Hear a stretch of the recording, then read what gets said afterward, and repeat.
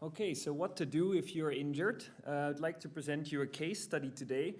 And before I go into the details of that, I'd like to take a step back because I want to do it on a, let's say, more philosophical level. And that's why I've titled the talk, Learning from Machine Learning, Insights from the Black Box. So let's jump right in.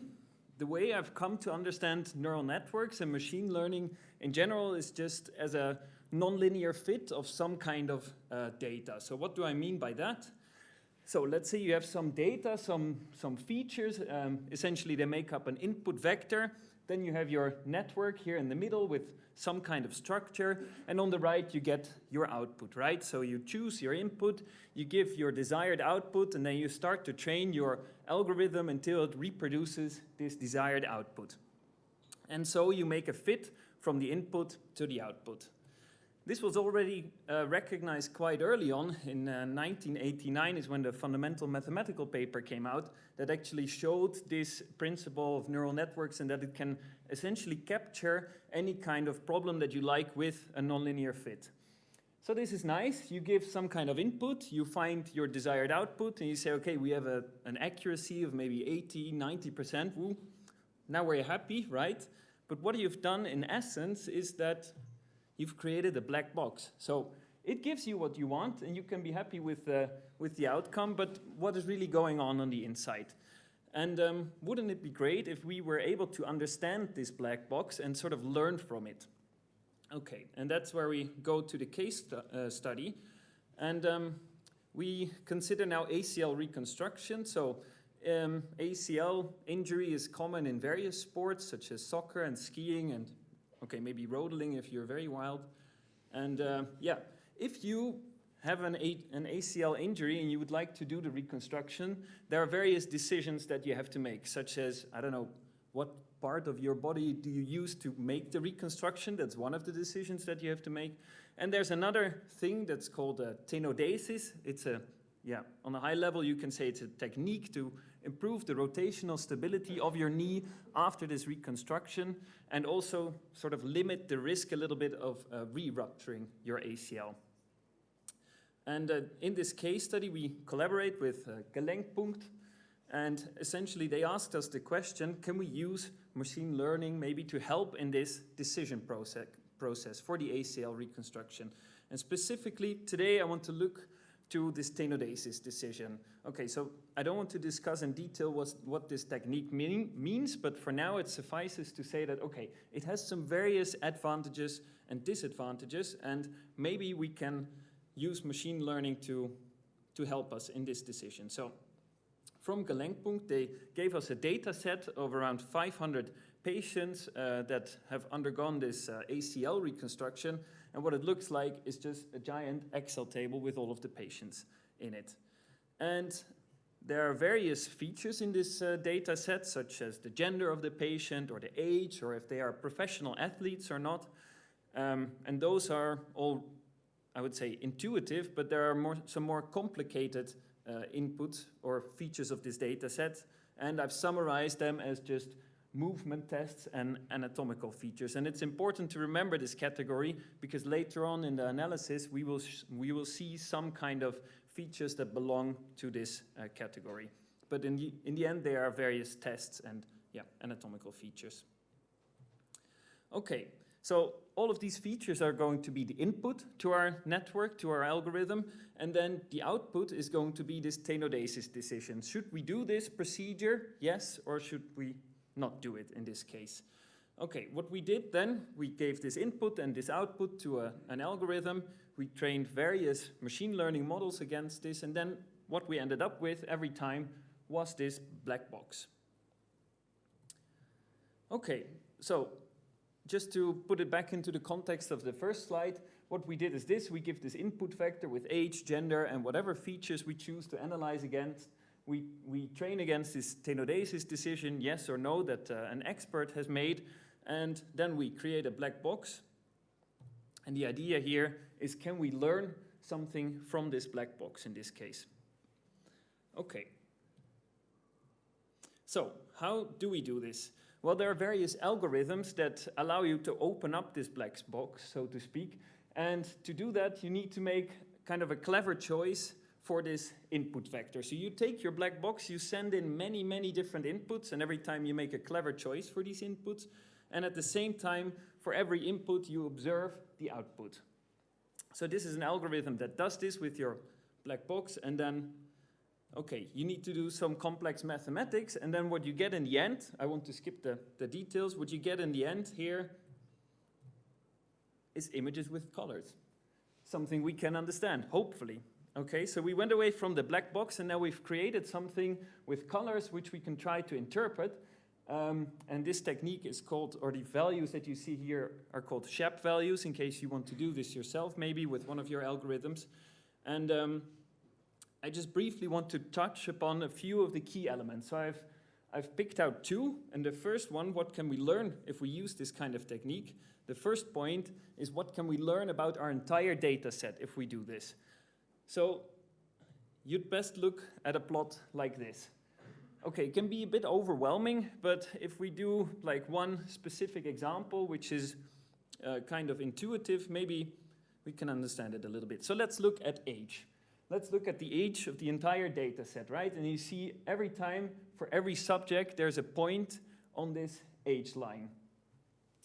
And if you look at the x-axis, so here at the bottom, that's how much it contributed. That tells you how much it contributed to this final decision. This tenodesis no or tenodesis yes. And if you look at the bottom, if it goes negative, this means it contributes to the tenodesis no decision. And if it's positive, then it contributes to this decision tending towards yes. Okay, then there's for every point, not only has a position in this diagram, but it also has a color. And that tells you something about the value of that feature. So on the right, you see the color bar. You see that red values are high, so it means a high age, older subject.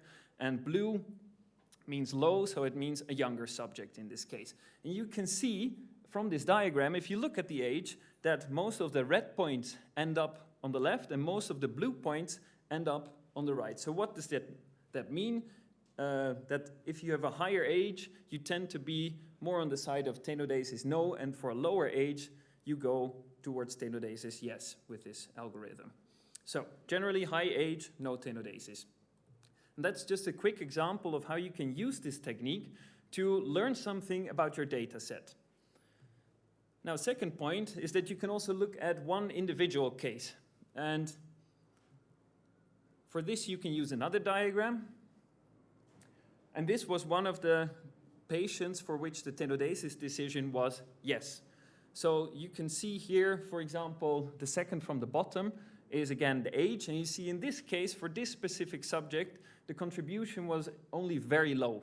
Because again, on the x-axis, you see if this tenodesis decision is no, it should be more towards the left. And you see that the colors are blue, they're negative, the values are negative.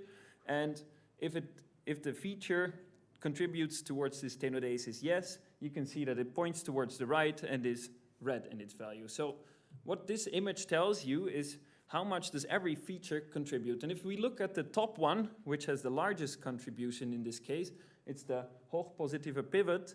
And this is one of those movement tests which I talked about earlier when introducing the data sets. And okay, so you see there are various other features that kind of tell you how they contributed towards this tenodesis yes.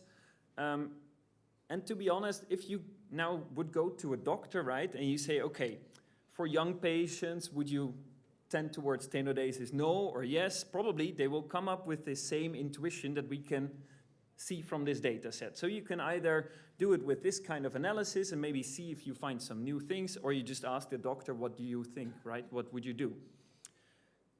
So for this kind of a data set, there are also other ways to figure out how these decisions are made.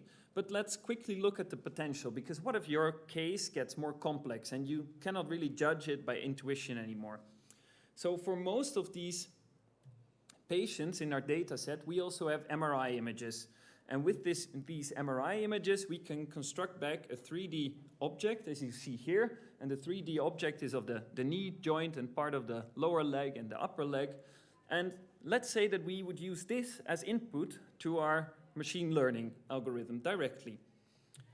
We could choose various outputs, like let's say, okay, maybe we want to look at gender or age, kind of trivial outcomes, right? But if you train your black box to predict these kind of things, you might still learn things from the analysis in hindsight with this method that I've just shown. But it gets more interesting when you look, for example, at the meniscus damage or at the tenodesis decision. And can we maybe learn something from our data set there? So every time you would input your MRI images into the network, you would train against one of these outputs. I've listed only a few of them on the left, and you construct your black box. Okay, then using these SHAP values that I've just shown, you can open up this black box and then in the end maybe learn something about what kind of features in the MRI images are giving us hints that we should do a tenodesis, or are giving us hints that there is a meniscus damage that maybe a doctor would overlook, basically, or overlook on these MRI images. So this is just an idea for the potential of this framework, which I've shown you. There are many more things that I would like to say, but for the sake of brevity, I stop the talk right here and just quickly summarize what you've seen. So machine learning, they can fit complex data. But in the end, essentially what you create is a black box. And you can use these SHAP values as I've shown you today, or maybe there are also other tools available to open up this black box, and then in the end, that way you can learn something from the machine learning. Questions?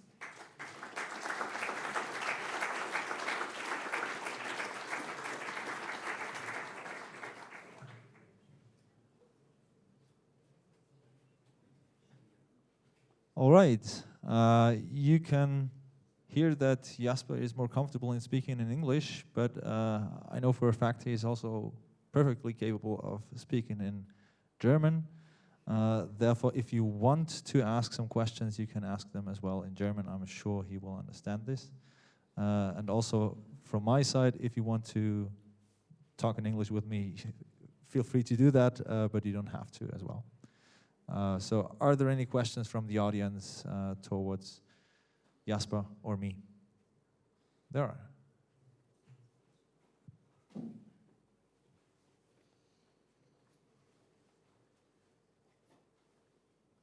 Yeah, thank you, Jasper, for this quite interesting talk. You told us that you trained your network based on the decision about the tenodesis, right? Mm-hmm. And I mean, in this decision, probably something can go wrong. And afterwards, you can say, all right, this decision was the wrong decision for this special patient. But what happens to your black box if your expert, I mean one single doctor or several doctors, made a wrong decision within your data set? Do you have any information about objectively wrong decisions within the black box? Because that might change your information you get. Yeah, this is a very exciting point, I think, because in the data set we record various decisions that are made by experts, like, for example, what graph did they use to reconstruct the ACL, but also did they choose to do this tenodesis, yes or no? And the whole idea is that you would like to do this tenodesis if you think that there's a chance of re-rupturing the ACL again. Yeah. So if you do this procedure, the chance gets a little bit lower. That's what we see in literature, but there's also a cost, right? Okay, so that's why I say various advantages and disadvantages exist in this case. Now, the point is that you never really get any ground truth feedback, because the only thing that you know is that if you don't decide to do a tenodesis, yeah, and you do get a re-rupture, then probably maybe doing a tenodesis in the first place would have been better. So this is the only type of feedback that you get. So there's never any feedback if you decide to do a tenodesis, maybe it was too much and you wouldn't have needed it, because if you don't get a re-rupture in this case, it could also have happened without the tenodesis. So this is really the tricky part that we are touching here. So I think the goal of this project is more not to see can we give the best possible decision if you should do a tenodesis, yes or no, because for this we simply lack the feedback. It's physically not possible to go back in time. but I think it's more powerful that we can sort of quantify this expert intuition, so to say. So let's say that we think that the expert makes the correct decision. Can we maybe reduce the time that is needed to make this decision, or can we assist them in making this decision? Or can we sort of tell them, hey, based on the 500 decisions that have been made, we can train a model that fits this the best, and then by inspecting it, we can sort of tell you how much is the contribution of each individual test. And also by that's for now our midterm goal is that we kind of create a form digitally where they can play around with these values, right? They can say, okay, let's say we choose this graph, or we choose this graph, or we say, okay, this person is now, I don't know, we find we maybe do a test and maybe it was positive, but you know, with tests it's never quite sure sometimes, especially if you do them, I don't know, by manipulating some joints. Okay, so you can just play around and see how this influences the decision of the algorithm in the end. And that's where I think we get the real insights. Yeah, and I mean, it's a quite amazing database you are using. And probably it is expectable that someone within this database gets a re-injury and comes back to the company, I mean, Gelenkpunkt or something like that. Yeah. And that might be a special interesting case to look afterwards about this decision, and then you maybe get even more information. Absolutely. So when I made the presentation, I included this point because this is actually a feature of the data set. We do know something about re-rupture. We know it about roughly half of the database if they've had a re-rupture, yes or no, in the 2 years after their surgery. So we have some information on this, and this is definitely one of the exciting points, right? But still, this only clarifies part of the ground truth, as I tried to explain in the previous answer. Thank you. All right, are there any further questions from the audience?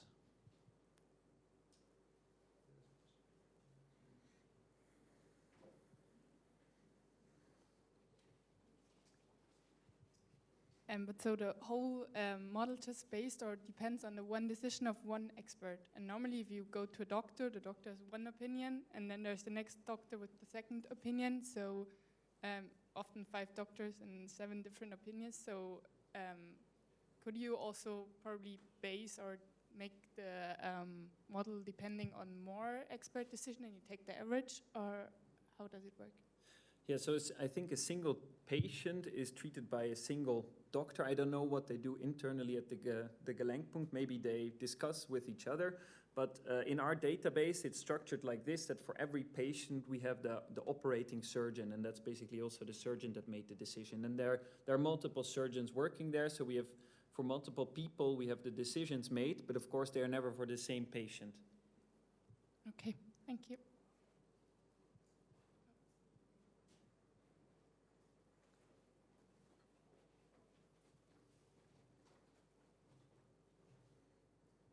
Thank you for this very nice talk.